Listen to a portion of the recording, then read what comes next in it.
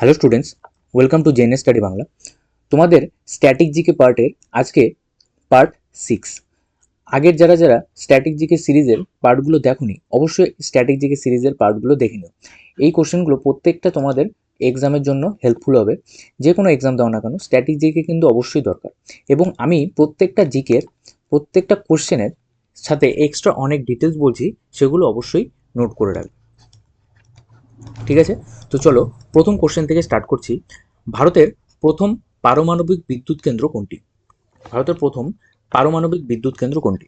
যারা যারা দেখবে বা যারা যারা দেখছো অবশ্যই কিন্তু তোমরা কমেন্ট করবে। দেখো, প্রথম পারমাণবিক কেন্দ্র তারাপুর, অপশন বি তারাপুর। কি ডিটেলস আছে দেখে নাও একটু।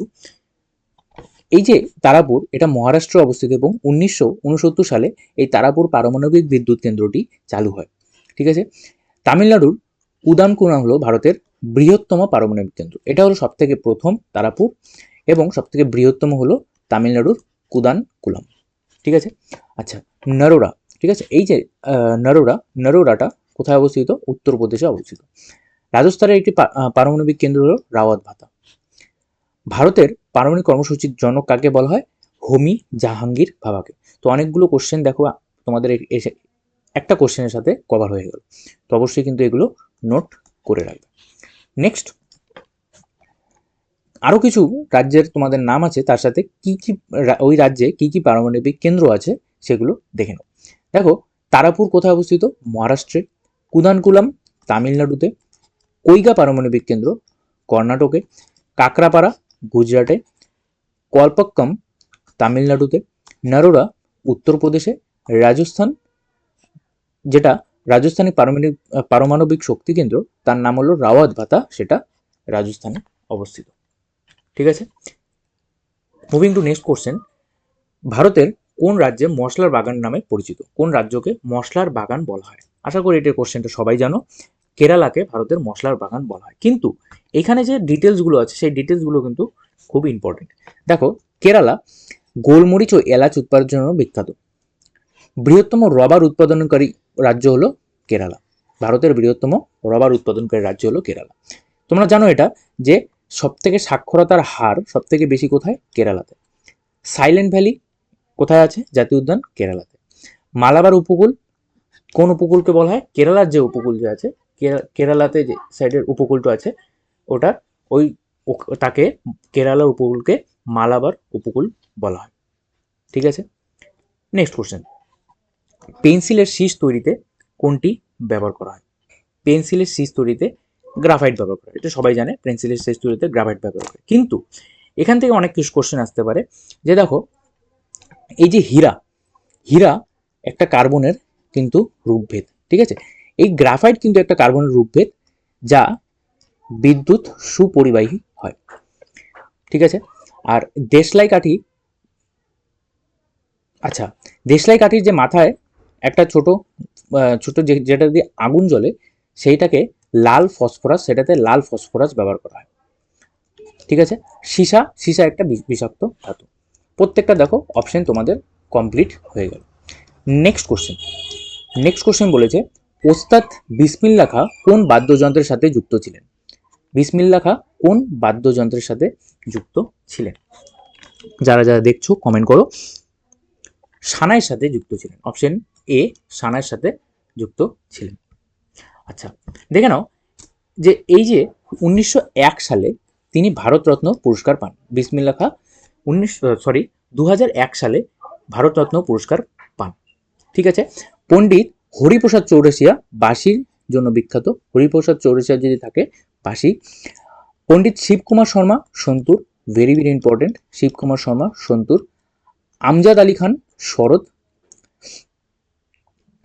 আচ্ছা, এই নামগুলো অবশ্যই মনে রাখবে। তাহলে শরদের সাথে যুক্ত আমজাদ আলী খান, সন্তুরের সাথে পণ্ডিত শিবকুমার, আর বাঁশির সাথে পণ্ডিত হরিপ্রসাদ চৌরাসিয়া। Next question. দেখো, বিভিন্ন বাদ্যযন্ত্র আছে এবং বাদ্যযন্ত্রের সাথে কোন কোন ব্যক্তি বিখ্যাত নাম আছে সেগুলোর নাম আমি লিখে দিয়েছি। তবলার সাথে কে কে যুক্ত আছে?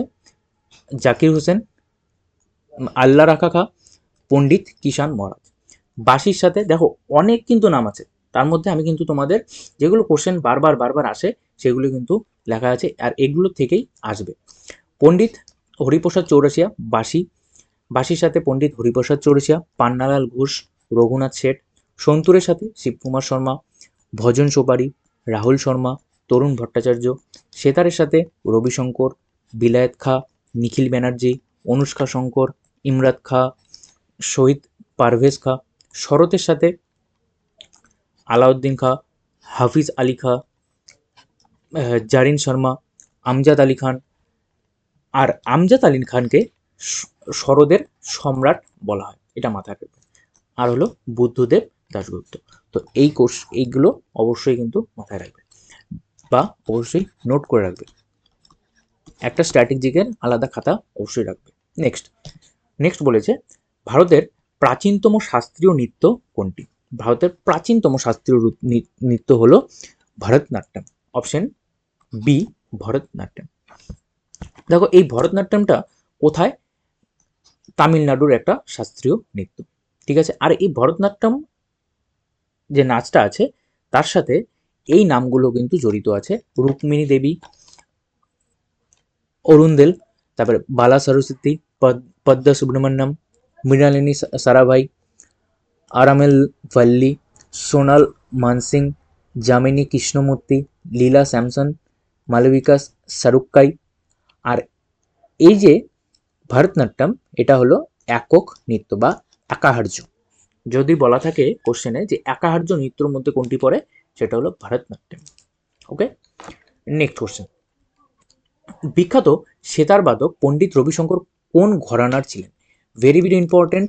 তোমাদের এই কোশ্চেনগুলো কিন্তু সেন্ট্রালের পরীক্ষা কিন্তু খুব বেশি আসে, তোমাদের স্টেট পরীক্ষা কিন্তু চলে আসতে পারে এখন।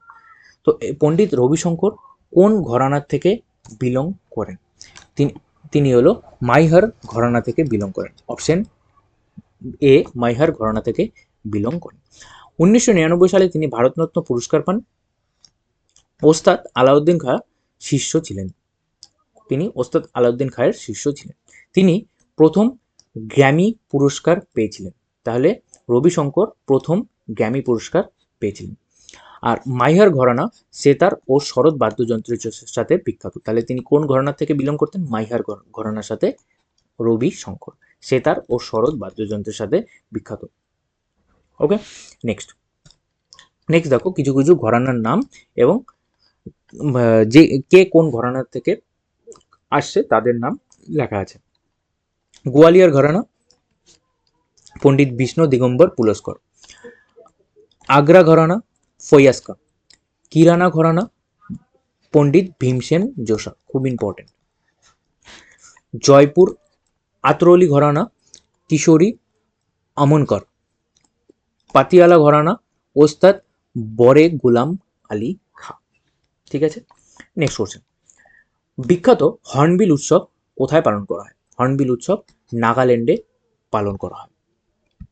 নাগাল্যান্ডে হর্নবিল উৎসব পালন করা হয়। নেক্সট দেখো, এই যে উৎসব ফেস্টিভ্যালস অফ ফেস্টিভ্যালস বলা হয়।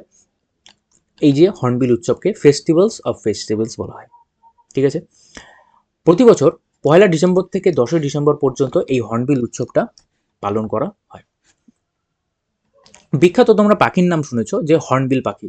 এই হর্নবিল পাখির নাম অনুসারে এই উৎসবটির নাম রাখা হয়েছে হর্নবিল উৎসব। আর নাগাল্যান্ডের আরও কিছু উৎসব আছে যেটার নাম হলো সেক্রেনি, আউলিং আর মোয়াতসু। ঠিক আছে, মোয়াতসু। নেক্সট দেখো, বিভিন্ন রাজ্যের বিভিন্ন রকম উৎসব আছে, সেগুলো একটু জেনে নাও। তামিলনাড়ুর পোঙ্গল, পুথান্দু, থাইপুসাম, কার্তিকাই দীপম, চিত্রাই উৎসব, নাটাঞ্জলি, মহামহম। কর্ণাটকের উগাদি, যেটাকে নববর্ষ বলা হয়, কাম্বালা, হাম্পি, কারাগা, পটকদল।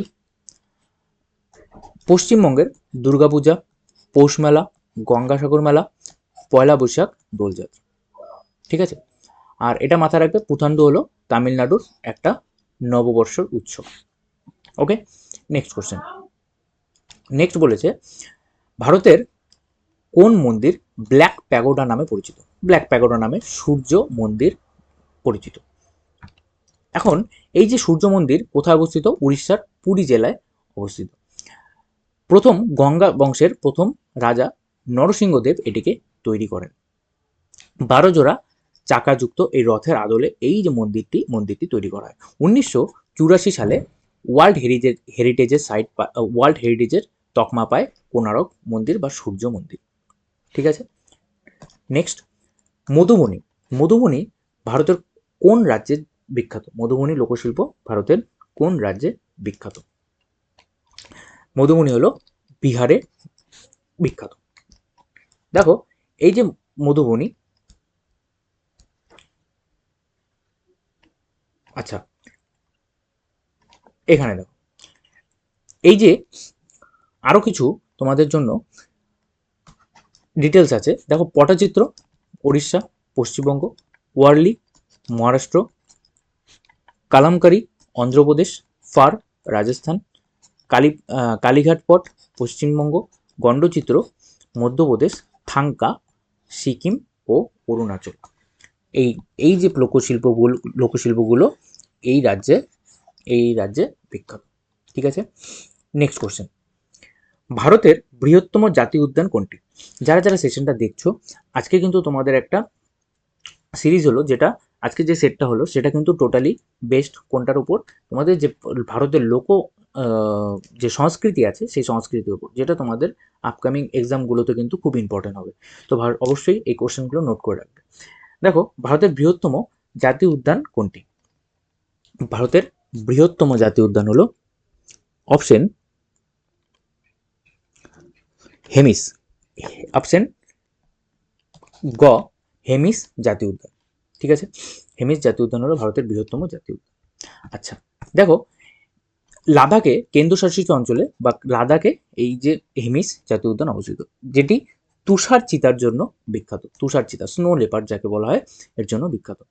আর এটা প্রথম জাতীয় উদ্যান, এটা তো আমি অনেকবারই করালাম। কাজিরাঙ্গা যেটা অসমে অবস্থিত, একশৃঙ্গ গন্ডারের জন্য বিখ্যাত। ঠিক আছে, তো আজকে এই কয়েকটা কোশ্চেন, অবশ্যই আগের কোশ্চেনগুলো যারা দেখোনি এবং যারা নতুন আছো অবশ্যই দেখে সাবস্ক্রাইব করে রাখবে।